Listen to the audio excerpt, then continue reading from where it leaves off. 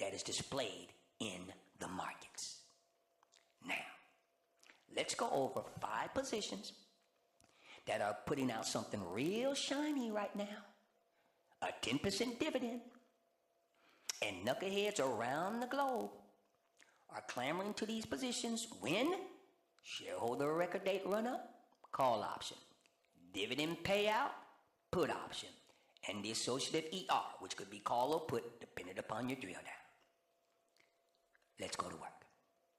Now, everybody likes a sell, but there's a significant difference between something that's of value and something that's merely cheap. You see, a good value can last you years and even decades, where something cheap can leave you in the lurch within a few months. Now, the same can be said for several enticing, something shiny, double-digit yields right now. Now, I'm about to introduce you to 5, 10% yielding dividend stocks, all of which boast low prices in the single digits. But that doesn't make them all good deals. Far from it. You see, we all know that nominal share price typically doesn't mean much.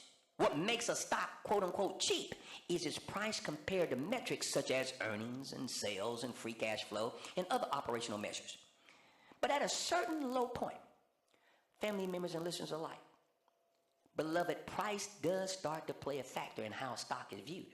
You see, many institutional investors, including mutual funds and ETFs, draw a line in the sand at $10 per share, refusing to buy any stock that tracks or trades in single digits. Now that's important. That's important because institutional buyers can create something of a floor, a bottom for a stock, which means once a stock falls below $10, it can start to lose that market prop. The same can be said for a $5 stock, okay? Which other institutional investors will refuse to buy. In other words, stocks under $10 aren't necessarily flawed because they're so cheap. And in fact, some of them are excellent value candidates just waiting to bounce back. But single-digit stocks tend to reflect companies at some level of distress. And a lack of institutional interest doesn't help their cases. That's why investors delving in an uber-cheap stock must be diligent in assessing everything, all the warts that are on the stock before buying. All the ugliness that's on the underbelly of the stock before buying. Now that goes doubly for stocks that are showing something shiny via a dividend that is paying north of 10%. As low share prices combine with sky-high yields, that can be a sign of a troubled stock indeed. So now, let's take a look at 5 such stocks that all look alluring to the uninitiated thanks to their low price and elevated dividend payouts, but some of which are disasters in the making and should be considered as short-term positions only as you monetize the human behavior as it relates to those that are buying these positions and falling for the okie-doke. They're drinking the Kool-Aid. They're going after something shiny, the 10% plus dividend. First company, CBL and Associates Properties. CBL and Associates Properties. Okay? Trades under the symbol CBL.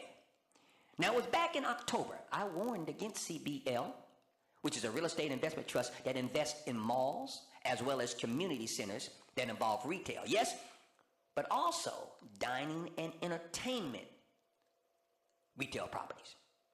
Now, the company is in the midst of trying to redefine itself, and this year's results haven't exactly been promising. I mentioned at the time, back in October, that while the dividend was covered by adjusted funds from operations, the payout had stalled. And adjusted fund from operation was slipping, and portfolio occupancy was also on the decline. Well, guess what? Things have gotten worse for CBL. CBL cut its dividend from $1.06 annually to just 80 cents. The only reason CBL yield is higher now than it was then is because Wall Street has given the stock a 30% haircut since then.